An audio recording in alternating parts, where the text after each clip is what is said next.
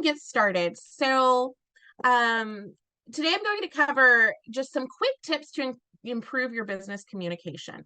I think we've all had those times where we have said, did anyone read my report or my email? Why aren't you answering my questions that I had?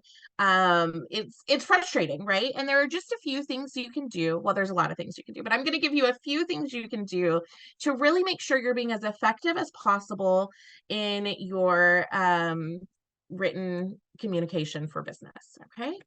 So let me introduce myself. I'm Crystal. I'm here on behalf of HelpBnk, but I work with Pro Writing Aid, which is a writing and editing software. And we'll get to see how that works today as well. I have been a content writer for the last 7 years. So business communication is something I'm sort of an expert in.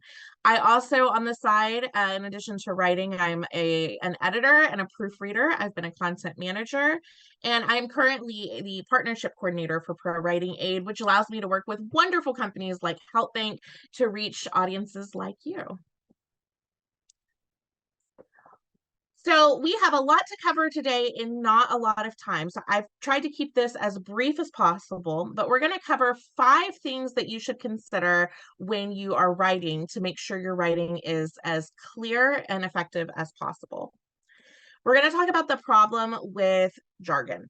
We all fall into using jargon on a daily basis in our companies, but it is not effective when you're writing.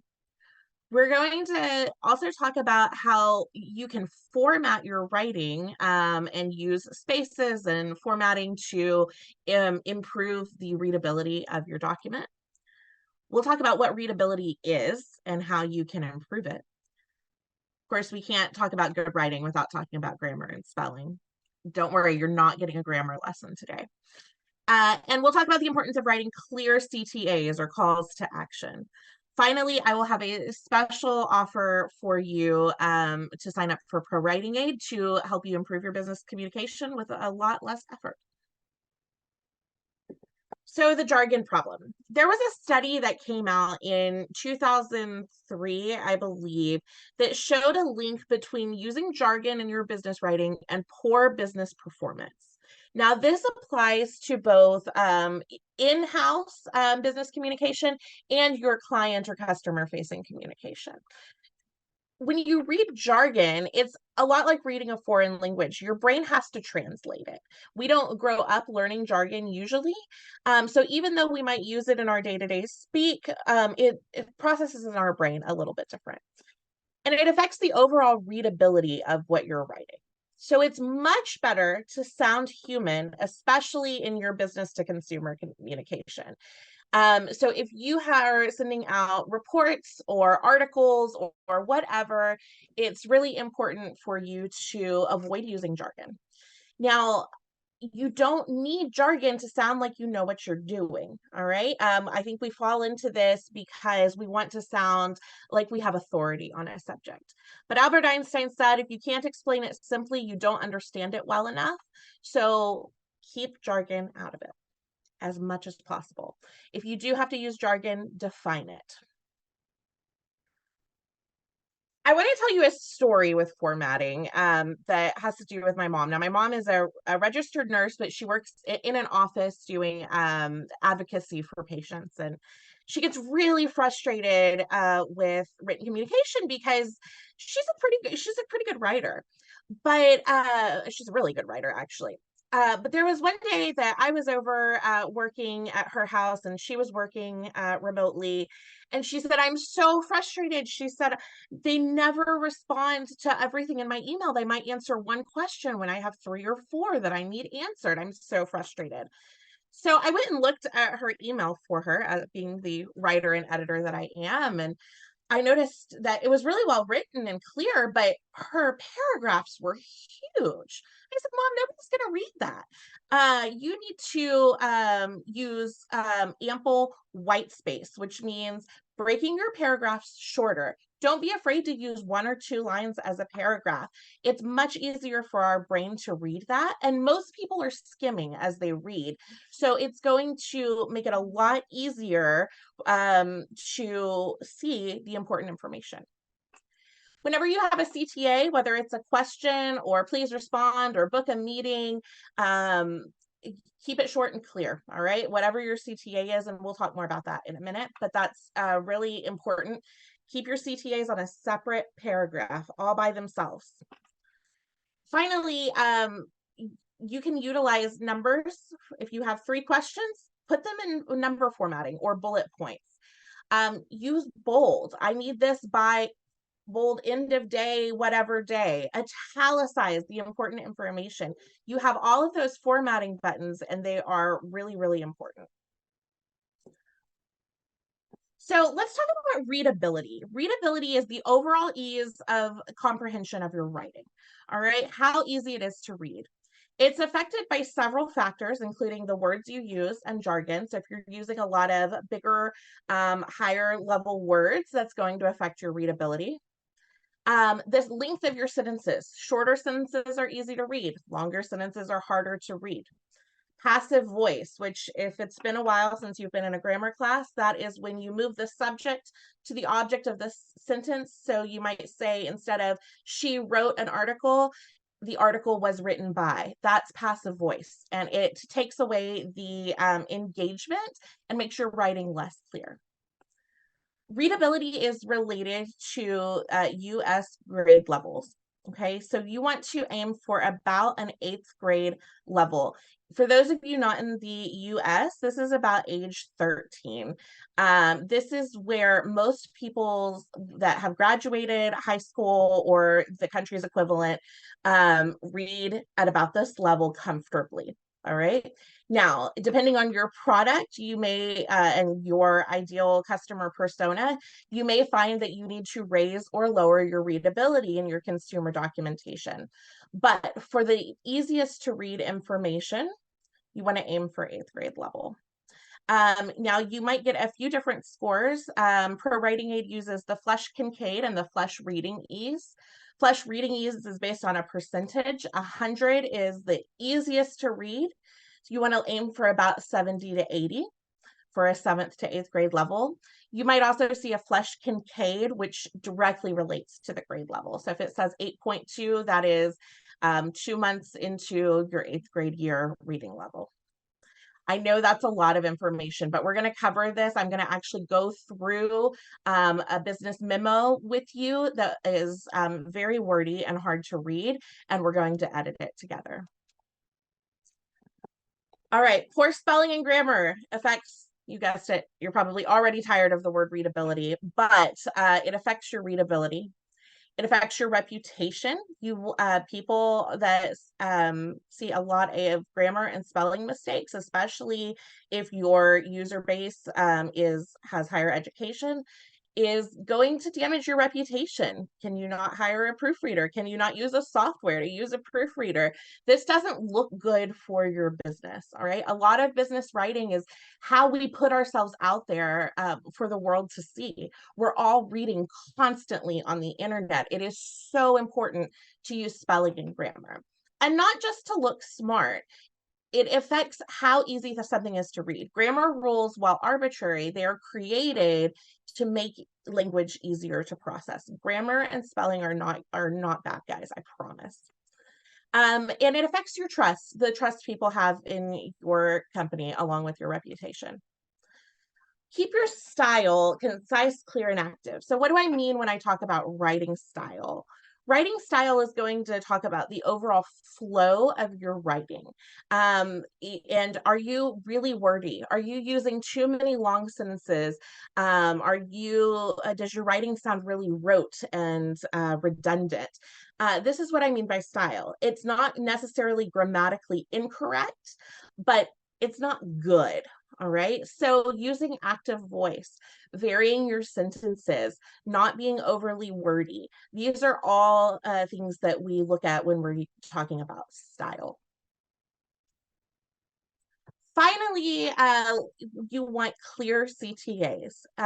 Whether you want people to respond to your email, book a meeting, give you feedback, sign up for an offer, whatever it is that your CTA is, think concise, transparent, and actionable.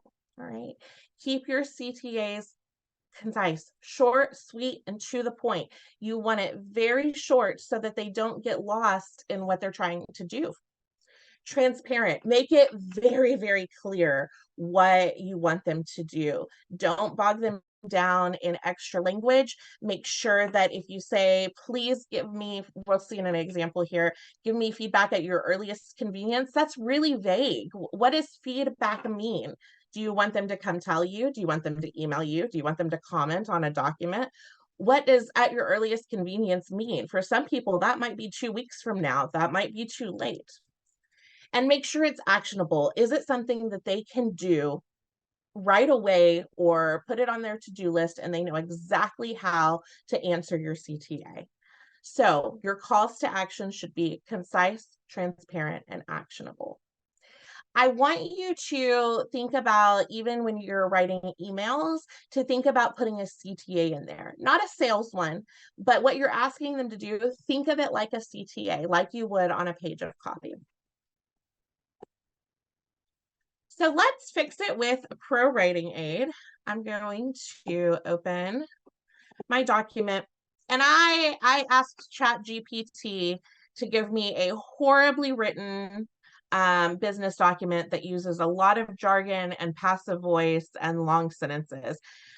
This is a nightmare, honestly. So let's read it, and your eyes are going to glaze over. So have a chuckle at how bad this is. This is an extreme example. I'm sure most of you are not writing business writings like this, but I have read things like this. So let's take a look at this. In order to perpetuate a sustainable corporate ecosystem, it is imperative to actively engage in a holistic analysis of synergistic pathways to optimize our operational functionalities and augment interdepartmental collaboration. Yikes, those are certainly all words. The first thing that we're going to look at as we analyze this is let's add some white space. This is a long chunk of text with a lot of long sentences and big words. It's very hard to read. People's eyes are going to skim it, not get the big picture. So let's do one of the easiest things you can do and break it up. All right, so we can change these up, but we believe that by proactively, sorry, it really wants me to rephrase. We'll do that next. We believe that proactively identifying areas for enhancement and streamlining communication methodologies, we can effectively align our objectives with the overarching strategic vision. Whew, that's bad. All right, we've broken this up. That's our introduction. This is what we're trying to do. Now let's fix it. Over here, I have my settings to general business, but you can change these to a business book, a case study, a cover letter, CV, email, etc. If you are writing a technical report, you can choose the technical option. If you're writing for the web, you can choose copy or articles. Those are all options that you have. So I have it set to general business. Now you can see I actually have pretty good spelling and grammar because, again, I got this from ChatGPT. But my style score is 36%. And I have a personal style guide, which is something with a premium account or a Teams account you can set up for your business, and personal style guide rules that you want everyone in your company to follow. My sentence length is really, really long, and it's affecting my readability. So let's break this up. Now, there's a really quick and easy fix you can do. You can suggest rephrases, or you can highlight. Well, let's do that. Let's make this easier to read. This horrible first sentence means we need to work together to make our company sustainable. That's a lot easier to read. Want it a little fancier? To keep our business going, we should look for ways to collaborate and work better together. Those are pretty good. We can also get some more suggestions by using our, you can also just re-hit it. But we are talking about our company's sustainability. Working better together is essential for our company's sustainability. Oh, great question. What app is that? We use OpenAI's technology. We have a non-disclosure or an agreement with them And we aren't just jumping on the bandwagon. We've been AI powered, of course, for 10 years with our own models for all of the grammar checking and improvements. We've never stored your data. It is completely secure. If you want more information, I can give you links on that. But we also have an agreement with OpenAI that they are not using anything you write to train their models, and we are not using it to train our models either. So you can get some rephrases here. When you highlight a whole sentence, you'll also see Sparks is in beta. I get that because I'm an employee, so shh. You won't get that yet, but you will get rephrase, and you can say, do I want to make this more formal? Probably not. It's really formal. Informal, shorten, expand. Sensory is something for our creative writers, a standard. But we can look through these and see which ones we like that sounds a little bit better. Identifying areas for improvement and streamlining communication will help us align our objectives with the strategic vision. That sounds a lot better, and it's a lot shorter. Look how much we shortened that paragraph. All right. Effort should be devoted. Now you'll see here that this is a passive voice. What you want to do to change this is say, we should devote our efforts to leveraging our organizational assets and facilitating cross-functional collaboration. You can rephrase these. You can also use our word explorer to find synonyms. You can find words that you've overused, like collaboration, by using our overused words. You can find small words that you can probably get rid of. You can analyze the readability of your document. So this paragraph is very hard to read. Consider revising it. 2 very difficult to read paragraphs. Even though we've shortened it, we still have some jargon in here and some longer sentences that make it hard to read, but that's okay. It's still a pretty good reading level. Now, if you break this up, and I am running low on time, so this is the Pro Writing Aid app. Anyone can sign up for Pro Writing Aid. I do have a special offer for you here in just a minute. But anyone can sign up. You get unlimited rephrases along with all of our extensions, including our Chrome extension, our Office and Microsoft Word extension. And we also have an Everywhere app that you can use on any native app like Slack or Teams or whatever that you use in Office. We are HIPAA and GDPR compliant. We have SOC 2 security compliance. So we're very secure. And I'll give you more information on how to sign up with a special offer. Now let's take a look. I'm running out of time to do this whole email, so I'm going to go down to our CTA. Kindly consider this proposition and provide your valuable insights on this matter at your earliest convenience. Oh, this proposition, you're very welcome. Provide your valuable insights on this matter at your earliest convenience. How do you want them to provide their valuable insights? What do you want them to do? Kindly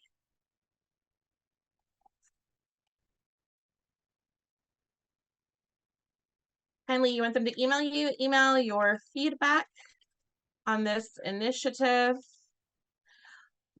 What is your earliest convenience? This is not clear. They don't know what that means. They probably don't have time to do it right now if they're good workers, right? They're in the middle of something. So by end of week. That's a lot clearer. We have a clear deadline here. So this is a concise, transparent, and actionable. We have an action email. Transparent, when and where do you want them to do it? Okay, that's a clear CTA. So I went through this very, very quickly because I normally do hour-long webinars and I wasn't quite sure how to adjust my time. So I'm going to open it up for questions. You can use the chat or the Q&A box. And I'm also going to give you a special offer. I'm happy to show you more of the report. And I think HelpBnk Talia will share that link in the, I apologize, my dog is going crazy, in the chat. But you can use this QR code or this link or the link in the chat to get 25% off of an annual license. I'm also going to type my email in the chat. If you are interested in learning more about using our teams, apologies, just a second. If you are interested in learning more about our teams to use it in your company, I'm going to give you my email address so that you can contact me directly, and I'll put you in touch with our sales team. Let me finish typing that.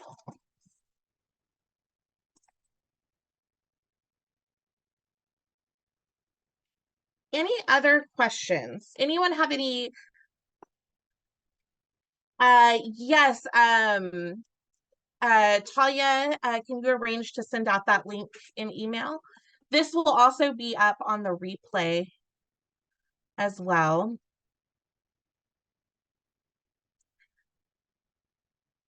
Great. Um, so if you're interested in learning more about the tool, if you'd like to set up a call to learn how you can use it in your business, you can email me. But I am here for a few more minutes to answer any questions you might have.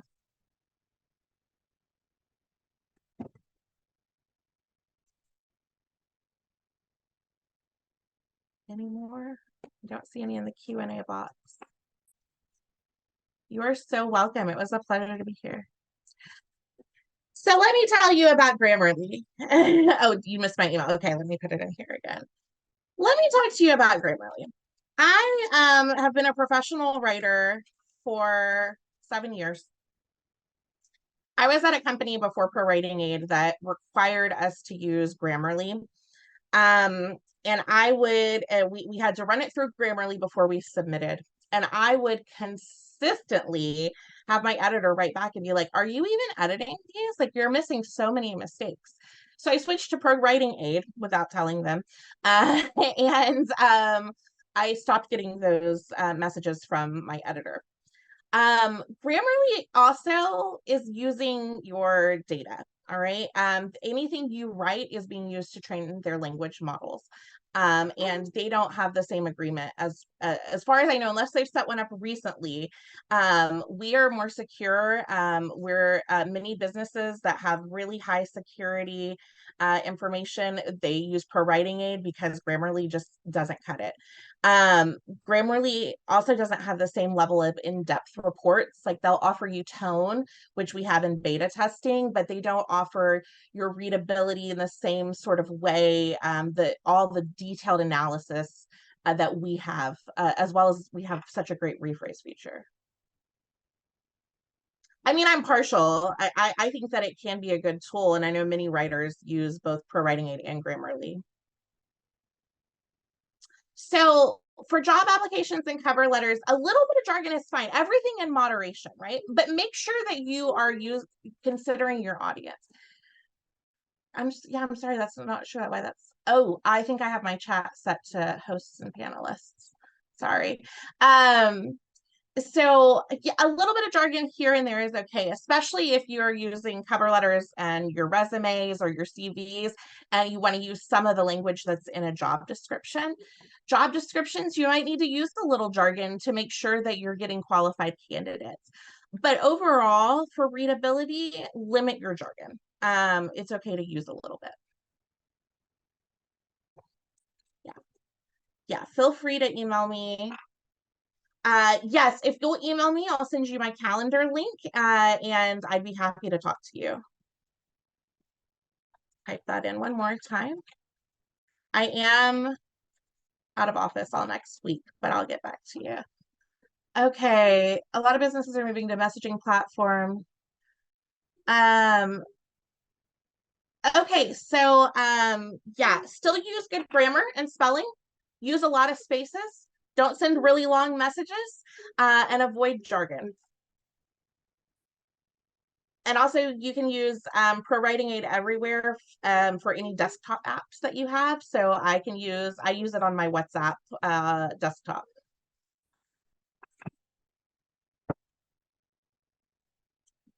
All right. If there are no more questions, I think I'm going to wrap it up. I look forward to hearing from some of you. Please take advantage of this offer. I don't think we have any other offers planned until later this year. So there is a free version. You're limited to 500 words or less for each document. Capital letters. What do you mean? Do you mean acronyms? There's not a current chatbot, no. Acronyms. Okay, so you should always define your acronym the first time that you use it. So if you are saying, if you're talking about a report on ROI, you're going to say ROI, return on investment, in parentheses. Always write out university names. Yes, always write those out the first time. Put the acronym in parentheses, and then going forward in your document, you can use the acronym. But it's still good to use it sparingly because it does, register in our brain a little bit different. It makes people stop reading and think.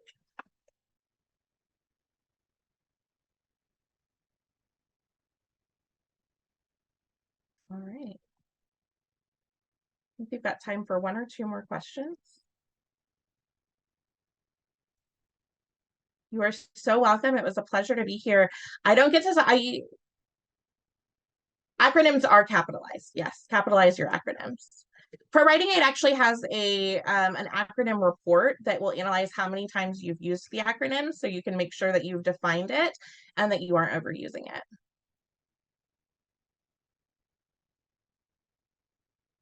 All right. And a brand.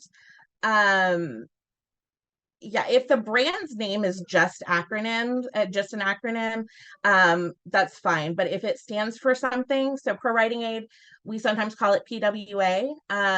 If I was writing that, I would say Pro Writing Aid, PWA in all caps and parentheses. I don't know. I don't know about Nike. And then I could use PWA going forward. I don't know. I would check some of their website copy to be sure. That's what I would do as an editor. I would go to their website directly. All right. Well, thanks so much, everyone. You had some wonderful questions. I look forward to hearing from some of you. And thank you to HelpBnk for allowing me to talk about business writing, which is a real passion of mine.